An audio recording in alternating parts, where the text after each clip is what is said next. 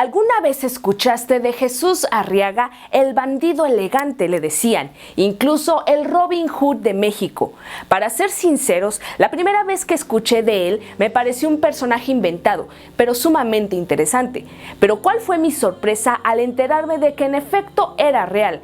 ¿Cómo era Chucho el Roto? ¿Por qué dejó un profundo eco en la memoria de los mexicanos? ¿Fue su leyenda un relato exaltado que buscaba dar justicia, al menos en el imaginario, a las clases sociales menos favorecidas del México porfirista? Imagina, esta historia tiene lugar en la Ciudad de México, cuando esta tan solo tenía 300,000 habitantes, un México joven, pero ya muy lastimado con la dureza de una dictadura. Veamos qué nos puede decir la historia de aquel ladrón audaz, valiente, invencible, que tenía un corazón de oro. Jesús Arriaga, mejor conocido como Chucho el Roto. Si quieres saber más sobre este tema, no te vayas que aquí te contamos. Pero antes no te olvides de suscribirte al canal, activa la campanita para que YouTube te avise cada vez que subimos un nuevo video. Yo soy Cristian Yogues. Y yo soy Cecilia Arriola. Bienvenido a Histofilia.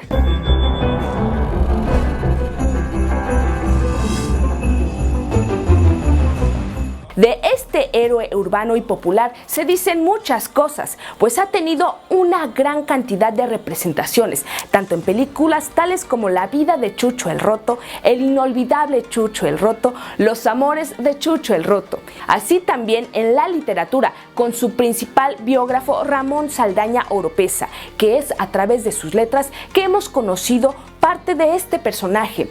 En 1888 se publicó la novela anónima Chucho el Roto o la nobleza de un bandido generoso. Así también con Chucho el Roto de Carlos Islas y El tiempo de ladrones de la historia de Chucho el Roto de Emilio Carballido. ¿Y quién no ha escuchado hablar de la popular radionovela de Chucho el Roto, personificado por la inolvidable voz de Manuel López Ochoa, con más de 3,000 capítulos generados por la XEW, la voz de América Latina desde México en la década de 1960. Todas estas producciones contribuyen de manera muy significativa a la construcción legendaria del personaje. Crearon un halo novelesco de la vida de Jesús Arriaga. Como pasa con muchos otros personajes, la ficción y la realidad se mezclan, sin dejar de ver cuál es cuál. Se dice que él nace en 1858 en Santa Ana, Chautempan, Tlaxcala, que era hijo del párroco de Chautempan, Pedro Arriaga, que dejó los hábitos para casarse con su hermana Luisa,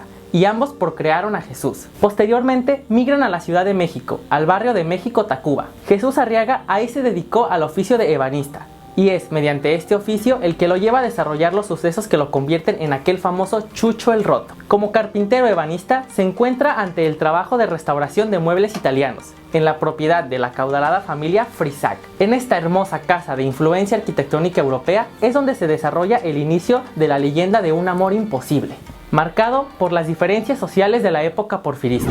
Dato histofílico, la historia está viva y a nuestro alcance. Muestra de ello son las viejas casonas que guardan en sus gruesas paredes relatos desconocidos, como lo es la casa suntuosa Frisac, localizada en la calle Moneda sin número en el centro de Tlalpan, lugar donde se conocieron Chucho el Roto y su amada Matilde Frisac. Ahí nace el amor prohibido y la leyenda del bandido generoso.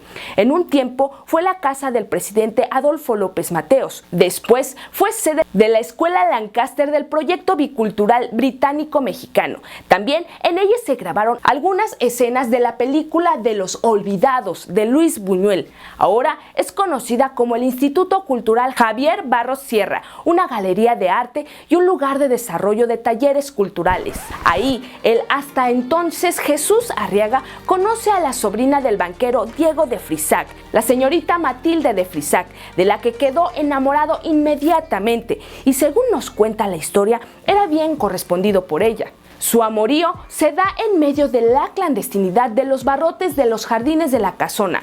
El trágico destino alcanza a la joven pareja, que tienen una hija a la que le llaman María de los Dolores, Lolita. La familia Frisac, totalmente en desacuerdo en dicha unión, lo amenaza, humilla y rechaza, ante lo cual Jesús Arriaga decide robarse a su hija, por lo cual es encarcelado por primera vez, aunque había regresado ya a su hija. Diego de Frisac hace todo lo posible por separarlos para siempre. Durante el juicio es el momento en donde gana el apodo modo que pasó a la historia. Él vestía de manera muy elegante. Cuando el juez le ve, dice: mírenlo, es un roto. Es decir, una persona de escasos recursos que busca vestirse bien y aparentar ser un catrín, pues portaba trajes lujosos, sombrero, bastón, polainas y zapatos de charol. Tras el juicio, es encarcelado en la penitenciaría de la Ciudad de México, también conocida como los Arcos de Belén. En su estancia, Chucho el Roto conoció a quienes lo acompañarían en sus andanzas: a Margarito López, el Rorro, Juan Ramírez, la Changa, y Simón Palomo, la Fiera. De ahí escapan gracias a la creatividad de Chucho, quien se disfraza del presidente de la Junta de Vigilancia de la cárcel y escapa con sus secuaces a plena luz del día. Posteriormente es nuevamente apresado y llevado a la cárcel de San Juan de Ulúa, donde logra darse a la fuga en un barril que se usaba de letrina.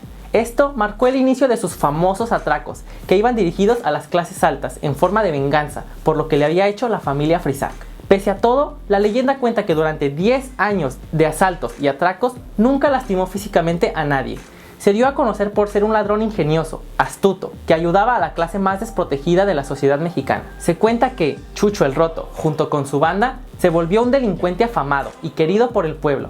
Realizaba sus estafas de manera muy ingeniosa. En una ocasión se cuenta en su historia que una vez se disfrazó de sacerdote y acudió a una joyería donde escogió los objetos más valiosos y posteriormente pidió que los enviaran al Hotel San Carlos. El dueño de la joyería envió todo para después descubrir la estafa. Incluso se cuenta que le llegó a robar un reloj al mismísimo Porfirio Díaz. Sin embargo, historiadores y estudiosos no encuentran evidencia de que en efecto el famoso Chucho el Roto robara en beneficio de los pobres. Más bien, sitúan el origen de esta versión en la primera leyenda que apareció tras el fallecimiento de Jesús Arriaga y que se acrecentó en los años posteriores con la radionovela y las películas. Dato histofílico: en esta época abundaron los relatos de bandidos que exaltaban la imaginación pública. Tal fue el caso de Porfirio Cadena, el Ojo de Vidrio, así también Agapito Treviño, el Caballo Blanco, y Joaquín Murrieta, además del Tigre de Santa Julia, por mencionar solo algunos.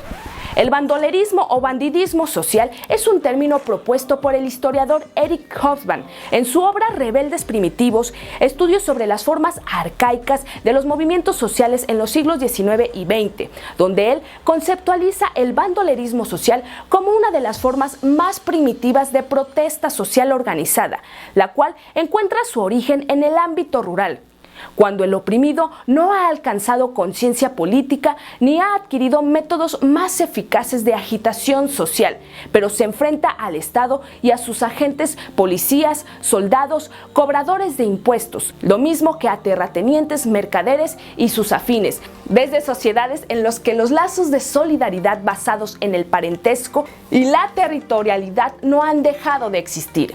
Es decir, surge en un momento de la historia donde las personas sufren de fuertes excesos por parte de las clases dominantes. Las historias de bandoleros o ladrones justicieros, como es Chucho el Roto, fueron un remanso de resistencia política contra los ricos, de la opresión de la época porfirista de México. Estos bandoleros se diferencian de los delincuentes comunes por el apoyo que reciben de la comunidad. En ellos, el pueblo oprimido ve sus anhelos de rebelión y así se convierten en vengadores, defensores del pueblo, héroes populares, que burlan el sistema, a los ricos, al Estado y a las fuerzas dominantes para ayudar a los más desprotegidos, con ingenio y audacia. Tal es el caso de la leyenda de la Máscara del Zorro o el mismísimo Robin Hood. Eric Hobsbawm los define en general como hombres jóvenes que cometen algún delito en pro del honor o enfrentándose a la injusticia y mueren a consecuencia de la traición. Podemos ver que estos bandoleros son la apertura, al menos en México, de los revolucionarios. Pensemos en la construcción de la imagen histórica y legendaria del mismo Pancho Villa, que se finca en estas ideas de la defensa del pueblo.